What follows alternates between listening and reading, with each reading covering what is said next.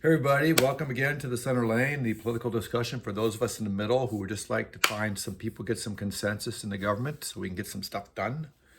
Today, we want to talk about our two presidential candidates, the Republican, Donald Trump, and the Democrat, Joe Biden. The race that nobody wanted, but we got it anyways, right? So we got it. So let's talk about it for a moment. I'm try to be objective here. I was going to try to do basically just go over the pros and cons of each guy. I mean, yeah, there is some pros of both of them, believe it or not. I believe that. And since they are our only two candidates with really a chance of winning, I don't think that the third party candidates are going to come around. I don't think that Robert Kennedy Jr. really has much of a shot either. I mean, let's face it, it's just really tough. So it's going to be one or the other, barring unforeseen circumstance. Which if that does happen, then we'll change the discussion. For right now, this is what it is. What it is. It is what it is, right? So I thought we'd talk about the pros and cons of each candidate. I mean, yes, whether what you believe in, you're hardcore right, left, or even in the center, and you think both of them have no good qualities at all. I get that. I do, but I'm trying to be positive here, okay? You got to be positive, man. You know, the sun's going to shine, the world's going to turn tomorrow, right? It's all good. So I'm going to go ahead and just kind of talk about Biden and Trump and what I think personally. This is all my opinion. I'd love to hear what you guys have to say. If you want to write some comments or, whatever, I'd love to hear it. But I'm trying to look at the good, bad, and ugly of each one. So I'll start out with Biden, okay? Um, a pro. Let's talk about the positives with him first. He has some, okay? He does have knowledge. I feel like he has a knowledge of what's going on in the world. Maybe it's diminished a bit because of age, and we'll talk about that in a little bit later. But I do believe that he's a well-rounded understanding of how the world works. He does. He's been in the game for his whole life, and he knows a lot of people throughout the world, as long as hopefully he remembers them. He knows how things work. I mean, he knows. I think that's a real strength of his. So that's something that I guess you would call it wisdom. I think he has some wisdom. He does, and you got to give him that. Whether you agree with his wisdom or not, and that's up to the listener or whoever for you to decide. But I would say personally, I think he has experience. I think he has some wisdom going for him. He knows how Washington works. He knows how the game is played, and it is a game. Let's face it. Remember, both these guys are politicians. This is say that from the get-go, right? They're politicians. I mean, they're not laying in bed worrying about you and me every night, neither one of them, but that's neither here nor there.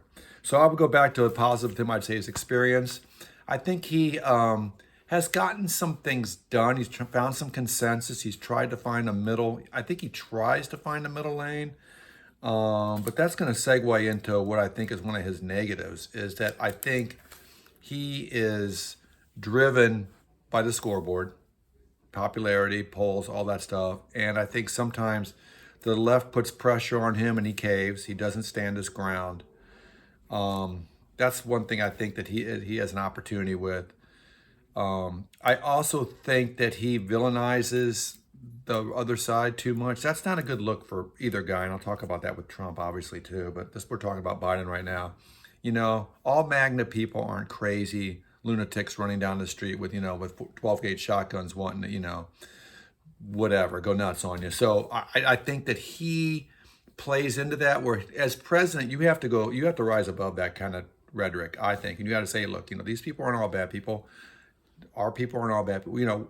We're Americans. So I think he has a real opportunity there to be more of a consensus maker and leader. And I think he falls short of that too much, in my opinion. Second bad thing about him, or whatever thing is, obviously, is his age, which, of course, I don't think he's got Alzheimer's, but it's diminished. His ability to get things and do things and remember things, whatever, diminishes. I'm getting older. I feel. I think everybody that's get past a certain age, and maybe younger than you might think, you start to lose a little bit here and there. It doesn't mean that you're worthless. You can't get nothing done, or you should be thrown aside. But I know what you shouldn't be. You shouldn't be running for president, not 82 years old. But he is, and that's what we got. So trying to be positive here, trying to stay positive. So I think that's something that he can't do anything about his age. That ain't changing tomorrow. you're 81 now, you're not gonna be 80 tomorrow. You're working towards 82. We're all heading that way. We go in the same direction. That's how the universe works. That's not politics. That's nature. So he's got a big opportunity with that, but that's something that he has to oversee. And I think that just real quickly, I think the VP pick with him is important. And Kamala Harris is not popular right now, nor has she been. I always like Susan Rice. I'm not going to go into the whole thing about that. I just think that Kamala Harris would have made a great AG, Attorney General, and Susan Rice would have made a fantastic VP, which I think people would be a lot more. I know some people don't like her because of Benghazi. Again, I'm not going to get into all that, but she's solid all the way through, in my opinion. Again, so that's something that's going to be an opportunity for him too, as his VP pick. And also, last but not least, is sometimes I'm just kind of like when I was talking about how he kind of caves to the left sometimes. I don't like that he makes big business like the sworn enemy of the people. I don't think that's right. Big business, I think they need to be controlled. They need to pay their tax. I get all that. I do. But to villainize them, I think that's just not a healthy outlook for our country. So that's Biden, okay? Pros and cons. Trump, okay. I'm going to start with the pros, okay? Because he does have some. One of his pros, in my opinion, is I don't think he says a lot of nonsense, and that's one of his. And we're going to talk about that on the cons. But at the end of the day, I think that he has a conscience. I mean, I'll give you an example. I mean, when COVID came, he shut it down and he got the vaccine. Now he won't take credit for it now because the base doesn't like that for whatever reason. They're anti-vaxxers and all those people don't like it. So he kind of shies away from it. But that's something he should be proud of because it took a lot of guts. Because for a guy like him, a guy like Trump, who's all about his record and how well the country's doing this and that, he had to know when he shut down the country initially with COVID that it was going to wipe out our economy, which it did temporarily. I mean, everything came to a screeching halt, and he bore the brunt of that, and he took it, and if he just would have leaned into this narrative, I think that people would have more respect for him. The people that even don't like him would say, well, right, when it came down to it, he did the right thing. He did what he didn't, nobody knew how bad COVID was, et cetera, et cetera. And he did what was right. And that took some guts. So I got to give him credit for that. And another thing I would say, probably a pro with him is, I don't, he advertises all this crazy rhetoric about immigrants and stuff. How much of that he actually believes and actually follows through with, I don't know. I can say this, that the 4 years he was president, he wasn't going after the LGBTQ community, and he wasn't, trying to ban books like this guy we got down here in Florida is doing, DeSantis. I mean, he really seems a little more middle of the road and accepting and wanting to bring people in than people may give him credit for. But and that goes right into his cons. It's because of his big, stupid mouth. He says stupid things. I don't know why. I know it gets headlines, and obviously that's probably good because they call that earned media. It doesn't cost him anything, and quite frankly, he can't afford a lot of advertising because all his money is going to his court cases. Another huge part of his cons. He's just got all these problems.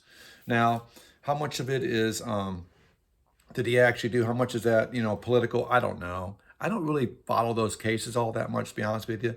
I mean, I think they're important and people have to be held accountable no matter who you are. He's not above the law like any of the rest of us.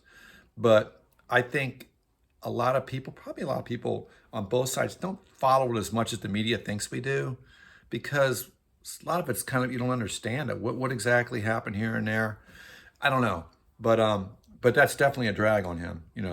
Either way, it's a problem because he has all these court cases, and he has these felonies. He's got all these huge judgments against him in his business side of things. So that's really, really, a drag on him and the country too, because it's a distraction. We don't need that. Nobody needs that right now. We got enough crap going on without his crap. Bottom line. And last but not least, a negative on Trump for me is, there's two things actually, but one I'll just say quickly. It's the people around him.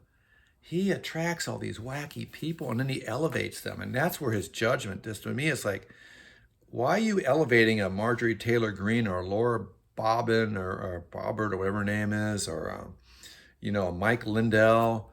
Why are you giving these guys a platform? I mean, you're smarter than that. I know the way he thinks. I don't know, but I would assume, I know he likes loyalty and stuff, but he knows they're crackpots. Come on.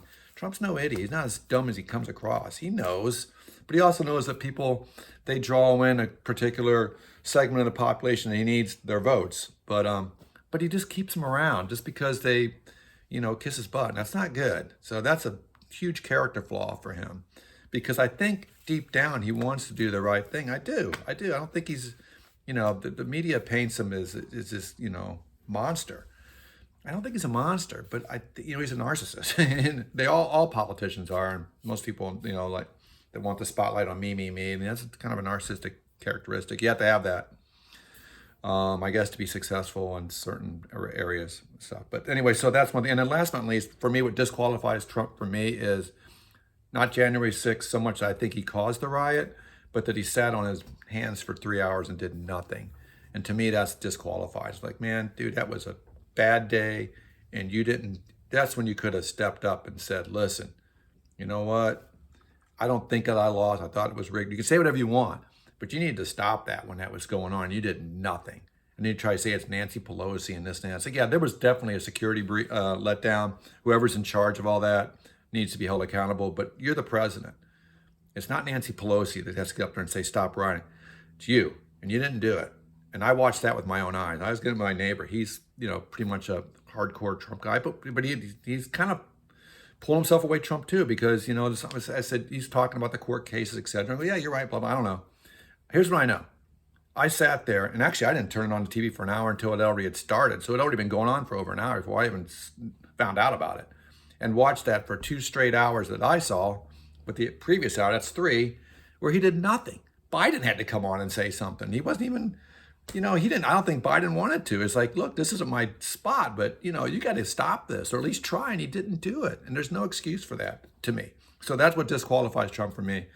I would love to see a third candidate rise. I would love to have, but I just don't think it's happening. I could vote for a Republican, a good one, but I can't vote for Trump, so. But I guess I'm going to be stuck voting for Biden because, of the two, I guess that's the one that's the lesser evil, in my opinion. Now, of course, you can certainly disagree with that, and I respect that all the way. So that's it. And then speaking of Nikki, I think that it's great that she didn't just fall in the line and endorse him when she quit. I mean, good for her, because you know what? She grew, I think, through that process of running for president. I think she'll become a better candidate and a better person because of it. I hope so, because she was someone I would have considered for sure voting for over Biden, but she didn't make it. So anyways, that's it for today. I haven't been doing too many of these lately because I've been working on my next book. I'm working on a book, and I've been really focused on that. But I do have a free novel on my channel, free audiobook, and thank you, Anthony, my nephew, freaking great actor, and he's great producer and everything else. Anyways, he cleaned up my audiobook. We made it into one long, just one YouTube video, which I'll put a link on the bottom of this. So you're able to start and stop it instead of trying to find all the playlists and all that crap. So cleaned it up beautifully, and I hope that you get a chance. If you get a chance, check it out, and I hope you enjoy it, and I hope you have a wonderful day, and we'll talk to you soon.